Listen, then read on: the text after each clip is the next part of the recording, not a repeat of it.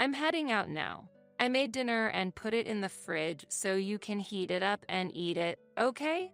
After an early dinner in the evening, I wrapped up the other portion to save for later. This was my husband Victor's dinner. I could just leave the meal out, but that somehow feels lonely. That's why I make it a practice to prepare meals in advance and leave a note when I have night shifts. My name is Kate Smith. I work at a major fast food chain restaurant, doing shift work including night shifts. Shift work can be taxing on the body, but I find fulfillment in my job. On nights when I work, I use more energy than on other days. Therefore, it's necessary that I have a solid meal in the evening to store up energy. Victor works a set schedule from 9 a.m. to 6 p.m. on weekdays. Because our work schedules are different, we seldom have meals together. Sometimes we do eat together, but we mostly eat separately. We don't see each other often, and opportunities for dates are limited. However, we understand each other's work commitments, and the motivation to work hard now to travel to various places in the future keeps us going. When we need to talk or share something, we make time even if it's brief to communicate directly. When we can't speak face to face, I sometimes write notes and leave them on the table in the living room. We haven't set any special rules between us, but we both believe in not keeping things bottled up, so we exchange notes. Ever since we started to exchange notes, the loneliness of not speaking has disappeared, and above all, the warmth felt from the words is comforting. Yesterday, a customer I served praised me a lot and said they'd come again. That's great. My work went smoothly as well yesterday, and I came home feeling good. The meat and potatoes you made were really delicious. I appreciate it. Even after 5 years of marriage, Victor never forgets to express his gratitude after meals. Why do you always make sure to express gratitude? I had asked him once before. If you feel something but don't put it into words, it's as if you don't feel it at all, don't you think? I love and respect that mindset of his. That's why I wanted to express my gratitude too. When I come back from night shifts, I usually fall asleep before Victor wakes up, but that day I waited for him to wake up, quietly watching his sleeping face. When Victor woke up, he was surprised to see me there. I love you. Huh, you weren't sleeping? Why? I wanted to tell you, so I stayed awake. Realizing this, Victor gently hugged me. I felt truly happy. Wanting to express gratitude when Victor wakes up was sparked by a moment at work. Does your husband also have night shifts, Mrs. Smith? No, he has a fixed schedule during weekdays. Isn't it lonely with your times so mismatched? Seeing each other a few times a week would be nice, I guess. Really? Is there even a point to being married then? Aren't you lonely? What about the risk of cheating? Haha. I felt irritated by such unfounded assumptions and comments. That won't happen. Don't be so sure about it. What if you suddenly get divorced? I wondered how someone could say such things without considering other people's feelings. But a slight uncertainty started to grow in the corner of my heart. What if I'm overlooking something? If Victor has any complaints, am I not aware of them? I decided to discuss these comments with Victor. Victor hugged me and gently stroked my head as he reassured me. There's nothing I'm unsatisfied with. I'm happy right now. Let's always stay together, okay? Of course. I once again felt the importance of communication. Thinking about how my days with Victor would continue to pass like this was comforting. One evening, when Victor and I were having dinner together after a long time, his phone rang. Who could it be at this late hour? Huh, Mom? Your mother. Maybe something happened. Hurry and answer. Okay. It was unusual for Victor's mother, Susan, to call, and both Victor and I immediately worried about her health. As Victor took the call and listened to his mother, I watched his reaction, and his expression gradually became stern. What? You decided that on your own? Victor continued the conversation with his mother in an unusually sharp tone. Wait a minute. It seemed like the conversation was one-sided, and then she apparently hung up the phone.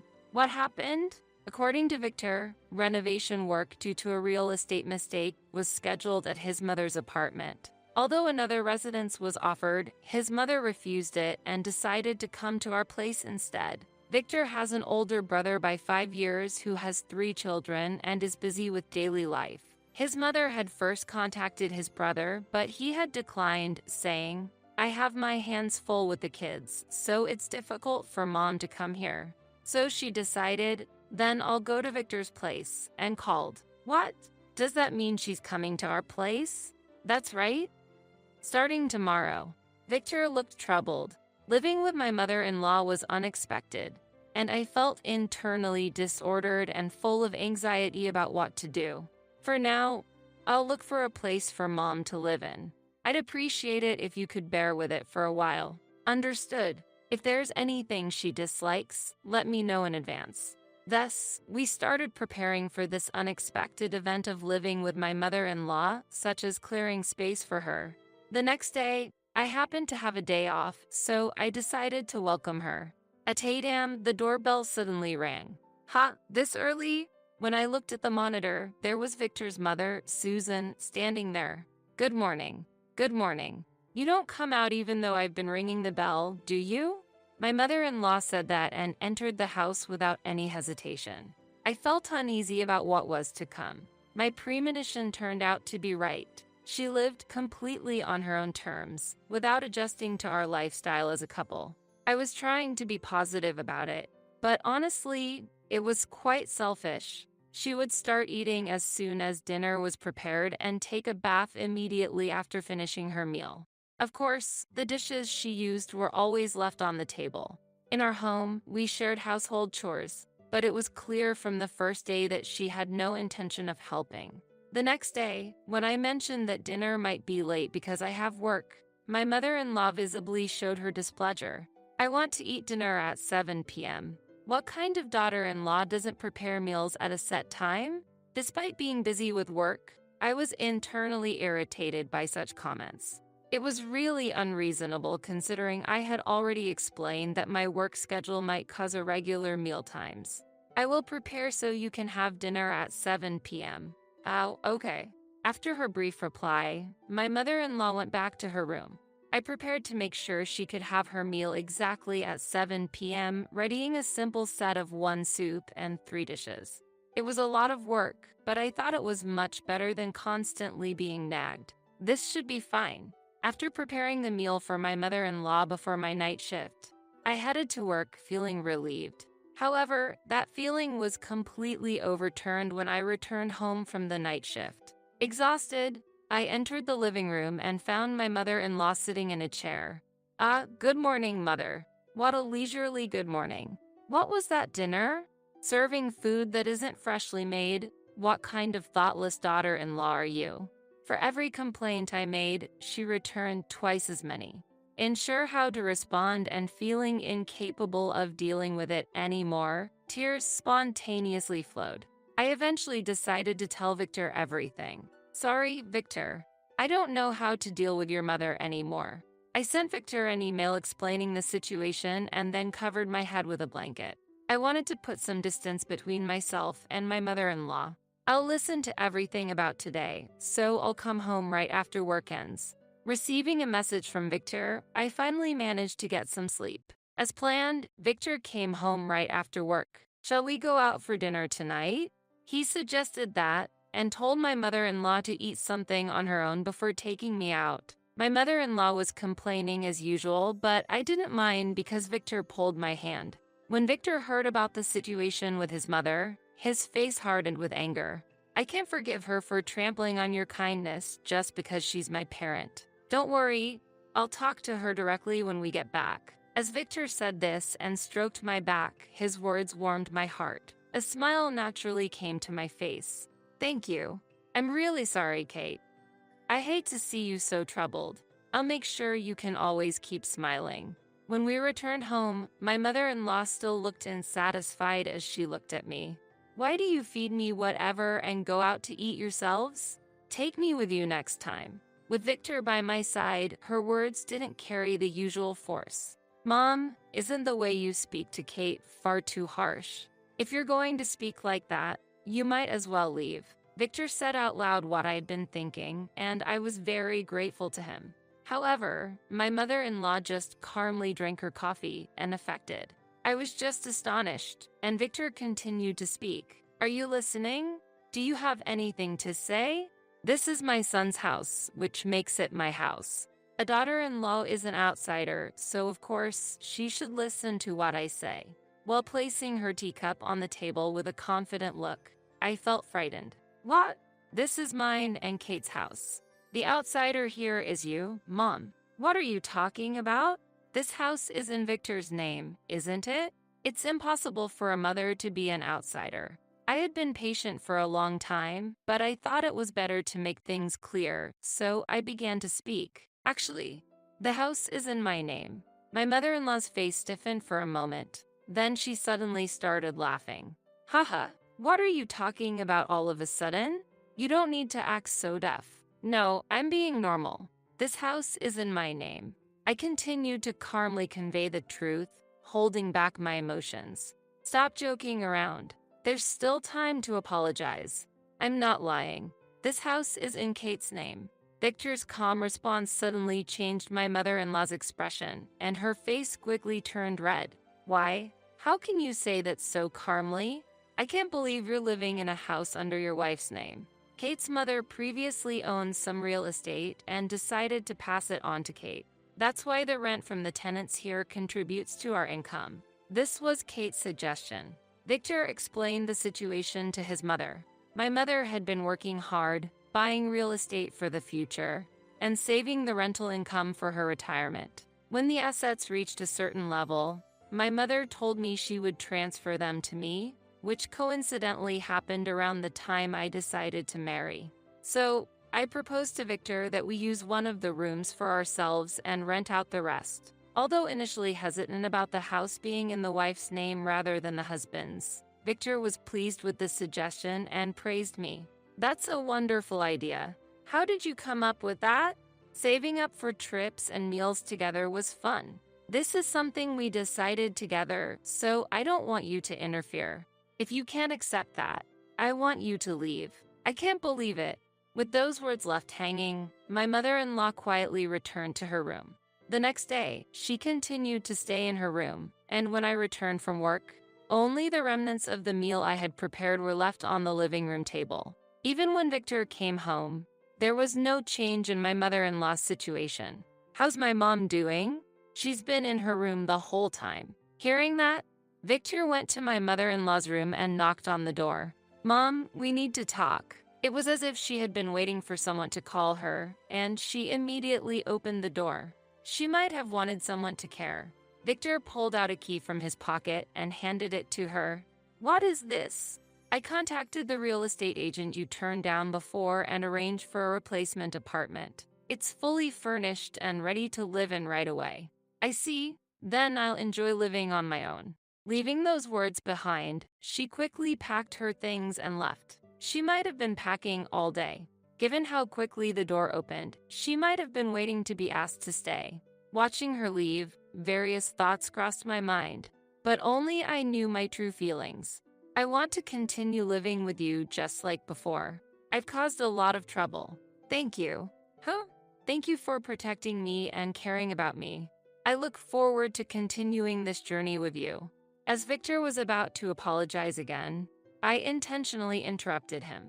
There was no need for Victor to apologize. Likewise, I look forward to more time together. Saying this, Victor smiled happily and hugged me. We have our own lives. We have our own rules. No matter what others say, if we are okay with it, that's all that matters.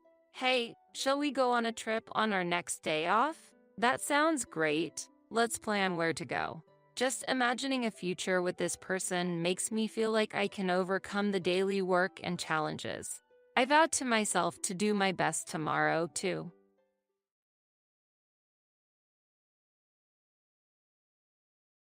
Now the house is mine. If you have any complaints, let's get a divorce.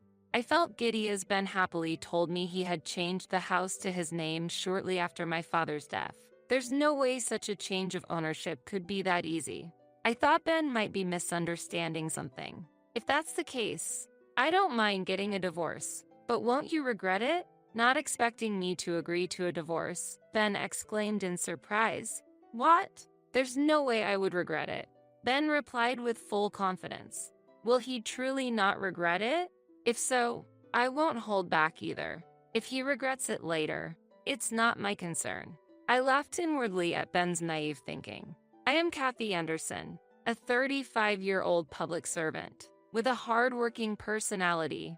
I believe that my current profession as a public servant suits me the most. When I passed the civil service exam, my parents were very happy. It was because I was always told by my father to aim for a stable job as much as possible. If I was asked whether civil service jobs are stable, I'd have to say there's no certainty in modern society.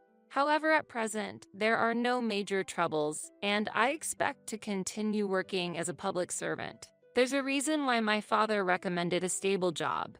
After graduating from university, he chose to work at a startup. Filled with enthusiasm for his new career, he aimed to improve his skills and jumped into a company with only 10 employees. However, sustaining a business for years is a significant challenge. The company my father joined unfortunately went bankrupt after 2 years. While struggling to find a suitable reemployment, my father decided to start his own business. Lacking experience, he started in the food industry and gradually grew his business.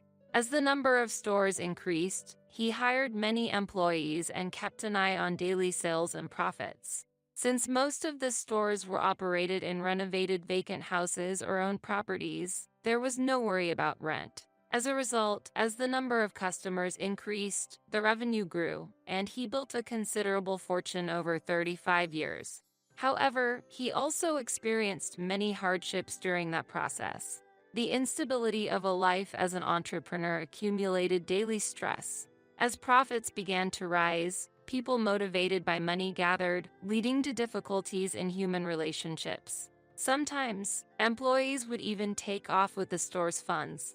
Building wealth was not easy. Therefore, I think my father wanted me to avoid the hardships he experienced and wished for a comfortable life for me. I am satisfied with my job as a public servant, a job that suits my nature. While not affluent, I can maintain a normal life without any issues. Hence, I believe stable days like these are the best. I'll be home late tomorrow, so I don't need dinner. That was my husband, Ben, informing me. This wasn't the first time he had said this. After dinner, while I was washing the dishes, I asked while wiping my hands, "Working overtime again? Is the factory that busy?" "It's a busy period right now." Ben works in a semiconductor manufacturing plant on the assembly line. Having worked in this job for 18 years since graduating high school can be extremely challenging, considering you process parts every day for 8 hours straight. It's nothing for me, but for Ben it seems to be easier than using his brain. I can understand since semiconductors have been scarce recently. Must be tough. Yes, so I might be a bit late. Understood. Take care. Lately, it's become common for him to come home late, sometimes not returning until after midnight in the worst case. I can hardly believe he's working this late, so he's probably having a drink somewhere after work. I understand the urge to unwind with alcohol, but I feel the frequency has increased too much. However, it's difficult to say that to Ben. Telling him not to drink when he's exhausted from his daily demanding job might provoke a backlash. Fortunately, his drinking expenses are covered by his own allowance, so it's not a big issue. As I watch Ben head to the bedroom, I roll my shoulders extensively.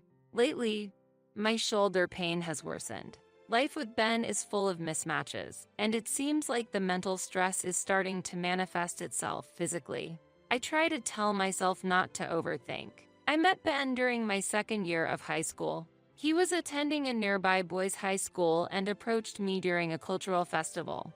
Initially hesitant when the younger Ben asked for my contact information, I eventually gave in to his persistent approach. When I asked why he was so interested in someone as plain as me, he shyly admitted that he liked my appearance. On the other hand, I had a rather frivolous impression of Ben at first, so I was quite worried. However, contrary to my expectations, his sincere personality became evident, and I gradually found myself drawn to him. Even after Ben started working post-high school and I became a civil servant following university, he has always been my partner. We got married at 27 but haven't been blessed with children. It may not be possible anymore, but I feel our life together is not bad. As long as I can spend the future with the present Ben, that's enough. He probably feels the same. In the midst of these peaceful yet busy days, an unexpected call came to my phone. Hello?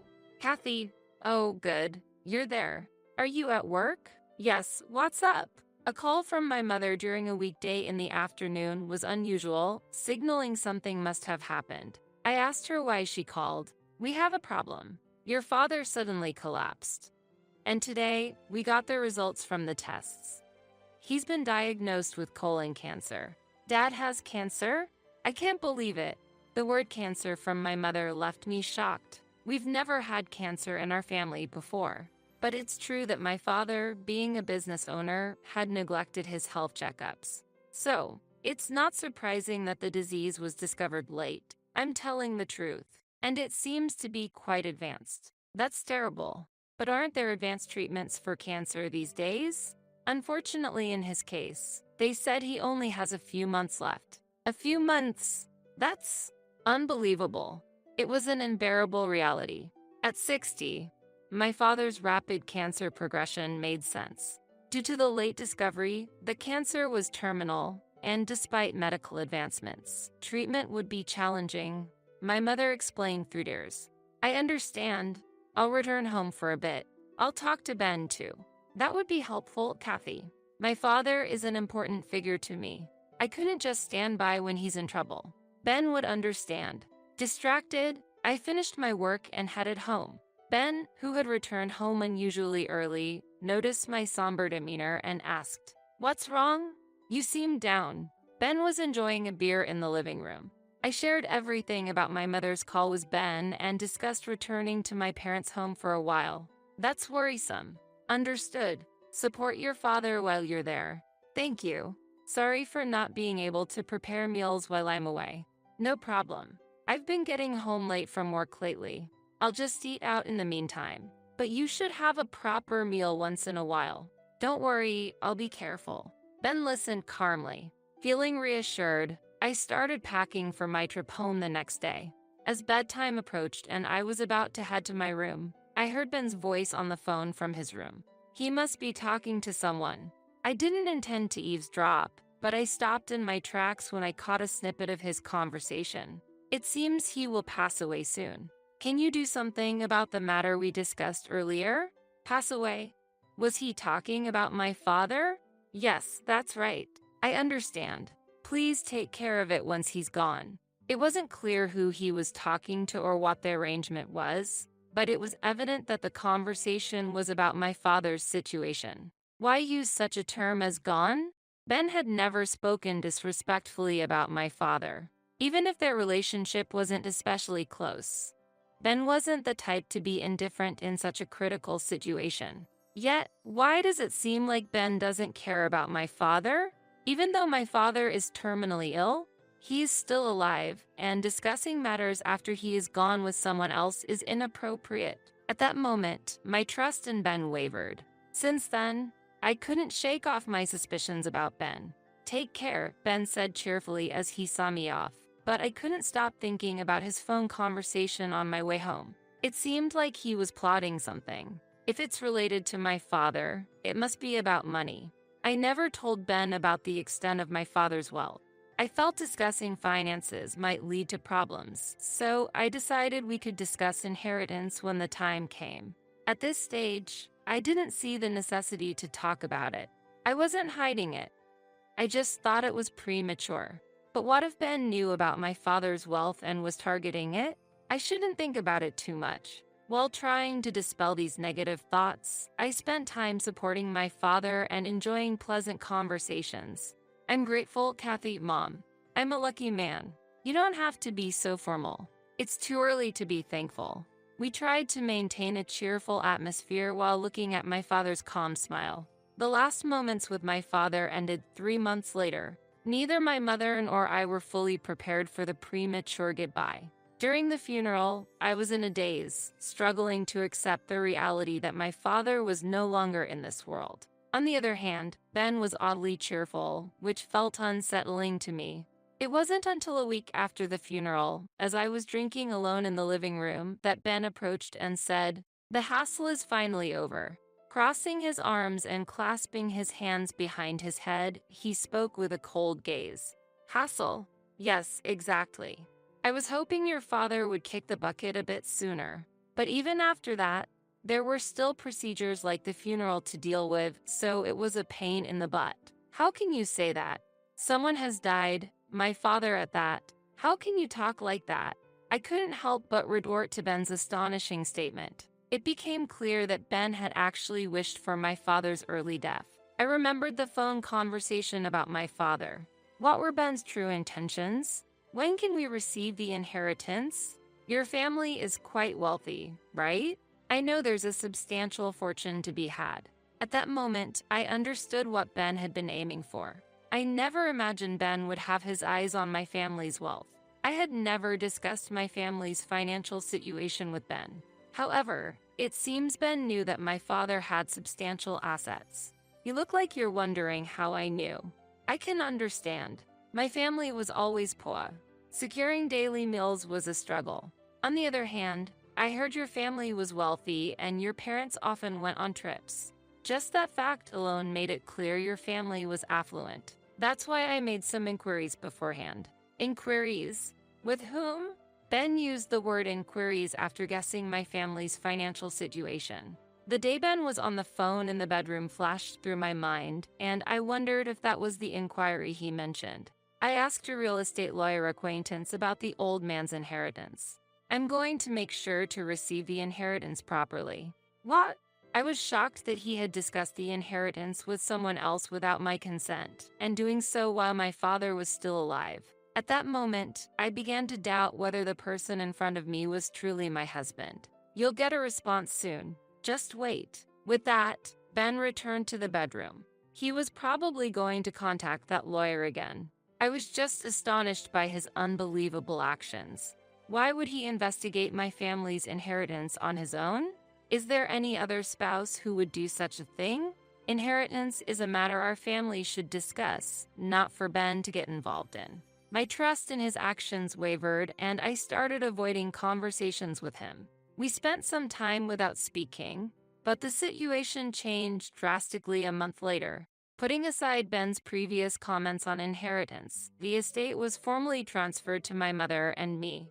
I inherited my father's mansion worth $2 million and felt the weight of this asset. I had no intention of moving into the mansion right away, and it seemed a waste to just leave it unused. While I was contemplating whether to turn it into a vacation home or sell it, Ben suddenly spoke to me after not having exchanged words for days. "Hey, Kathy, how are you doing?"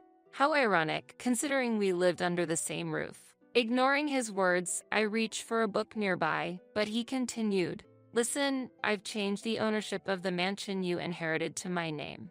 I stopped reading and stared at him in astonishment. "What are you talking about?" "Yeah, I asked that real estate lawyer to proceed with the title transfer." "You did a title transfer, really?" "Yes, really."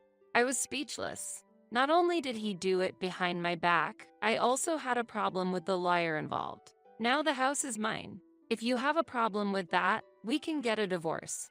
And I'll be giving the house to my family. My brother has been wanting a larger house, so I want to make him happy. Just after my father's death, Ben was happily talking about changing the house to his name, and I felt dizzy. It seemed unlikely that a title transfer could be done so easily. And for his family to move in? I thought Ben might be misunderstanding something but was at a loss for words. His actions infuriated me, and I couldn't let this go. It would be better to plan and retaliate rather than confront him with words. If that's the case, I don't mind getting a divorce, but won't you regret it? Ben seemed surprised that I would accept a divorce so readily. Regret? There's no way I would. Ben replied with full confidence. Will he truly not regret it?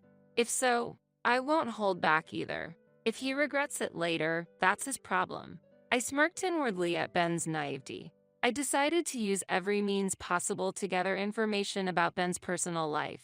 I decided to take a vacation and inspect Ben's room while he was at work. Ben's room was a mess, with various items scattered all over the floor. There, I found something and quietly slipped it into my pocket. Next, I reached for the computer on Ben's desk and launched the messaging app. I see, this person is the real estate lawyer dealing with legal issues. The messages exchanged with James Owen were appalling. They were mostly about money. The discussions were about how to illicitly acquire funds. I sighed in surprise. It seemed pitiful that Ben was following such a person's instructions. After leaving the room, I headed to a certain location. After repeating tiring tasks, I went to confirm Ben's greed. The deeper I investigated, the more I realized what kind of person I've actually been living with. That sent a chill down my spine. After concluding the investigation about Ben and feeling completely detached, I decided to file for divorce. My marriage with Ben ended legally once the divorce papers got granted at the municipal office. It was an unexpected separation, but I no longer had any affection towards Ben, who disdained my father. The Ben I knew was nowhere to be found. The investigation revealed Ben to be an unbelievable person. After submitting the divorce papers, the house was no longer mine. In fact, the house was purchased in Ben's name from the beginning, with a mortgage taken out. I considered moving out, but Ben did not return to the house afterward. He's probably living in the mansion I inherited. He might be living comfortably now, but how long will that happiness last? I calmly thought about Ben's future. 3 days later, Ben finally appeared before me. "Kathy, has the divorce already been granted?" he asked anxiously as he entered through the front door. He came back suddenly and asked an impertinent question, to which I responded, "What? So, we're divorced, right?" Ben exclaimed loudly. He seemed to be in extreme distress. "Yes, it was granted 3 days ago. So, we are now strangers to each other." What does that mean? Disappointment gradually appeared on Ben's face. Despite his own desire for divorce, I wished he wouldn't adopt a blaming attitude. "Why would you make such a unilateral decision? Divorce, really? Unilateral? You're the one who wanted a divorce, remember? What are you talking about now?" Ben fell silent at my logical response. His sudden issue with the divorce was clear to me. "Kathy, please, let's start over. Otherwise, I'll." Ben knelt down, looking dejected. While feeling sorry for him, I asked, "Did something happen?" I had a rough idea of what was going on, but decided to delve deeper. "Just now, debt collectors came looking for me. I tried contacting James Owen, but he seems to have changed his phone number and I can't get through. I sent an email but got no response. It looks like I've been deceived by him." James Owen was that self-proclaimed real estate lawyer. While Ben's explanation was fragmented, I grasped the gist of the situation.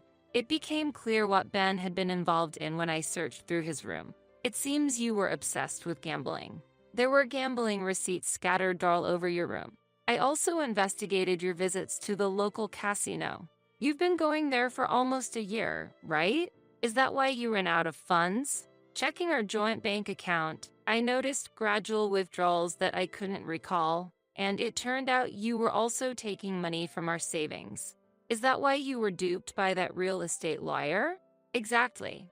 Ben had been secretly spending his days gambling without my knowledge. The reason for his late returns was not due to drinking parties but because of gambling. When the inheritance from my father came up, it must have seemed like an opportunity for him. He had consulted with the so-called real estate lawyer Owen on how to get his hands on the inheritance. Yes, that's right. I know gambling is wrong, but I was deceived by that person. The grand mansion that Kathy inherited didn't become mine. I'll go bankrupt at this rate. That would be sad, right? That's why I'm asking for help. How ironic of him to propose divorce only to beg for reconciliation later. I felt contempt rather than anger for the pitiful behavior of my former partner. Has he forgotten that he secretly wished for my father's death and insulted him? I couldn't even consider that man as my ex-husband. What are you talking about? You're the problem, aren't you? Sympathy. I have no such feelings for you. After all, getting deceived was also due to your carelessness. The real estate inherited from my father is in my name and not subject to division. Changing its ownership without consent is impossible. Yet, you were naive enough to get deceived by James Owen, and now you come asking for help? I will never forgive you, not in a lifetime. Seeing my face filled with anger, Ben got scared. I opened the front door, leaving him aside. If you don't mind, I will move to the luxurious house I inherited from my father. As for you, try to manage your life in this house. Oh, and don't forget about the loan repayment. Good luck. Wait, despite his call from behind, I coldly left him behind and walked away with dignity. 7 days later, I was surprised by an unexpected call. Seeing the name displayed on the screen, I couldn't believe my eyes. It was Ben's mother. I answered the phone, anxious that she might criticize me for the divorce. However, the words I heard were completely unexpected and surprising. Kathy, I'm truly sorry. My son seems to have committed something unforgivable towards you. I'm honestly at a loss for words on how to apologize. Her voice was filled with deep regret and apology. I responded with some confusion. No, there's no need for an apology. Please don't worry about it. But she didn't accept my words. No, I can't just leave things as they are. I heard my son is trying to have you shoulder his debt repayments, and I'm both shocked and profoundly disappointed. We plan to give him strict guidance at home from now on. I've warned him to be prepared for a tough time. We won't let him gamble ever again, and we'll teach him the importance of money management. For a while, he'll have to take on all responsibilities for work and home life on his own, she expressed her firm resolve. Ben's mother felt strong anger towards her son's inappropriate actions, and he was about to face some harsh days, she passionately explained. I secretly hoped to see how Ben would confront this, feeling this was a just retribution for him, who scorned my father and tried to swindle away the property I cherished. I had no ounce of sympathy for him. I genuinely hoped he would dedicate himself to repaying his debts. And as planned, I moved to the magnificent mansion I inherited from my father. This new home, furnished and requiring no additional purchases, filled me with a profound sense of satisfaction for the new life ahead. Although I left behind clothes and other small items at the old house, the excitement for the liberating life ahead made me unstoppable. The new residence was spacious, an extravagance for one person. Currently, I'm not keen on remarrying. However, if fate smiles at me and I meet a soulmate again, I'll invite that special person to this expansive living space. Imagining the expression on the future spouse's face as they enter this house brought a smile to mine. This hopeful anticipation is a significant light of hope for me now. And I sincerely say, thank you, Dad. This valuable house, his last gift, is more than a physical space. It's the foundation for starting a new life, a place that connects me to the past and steps into the future.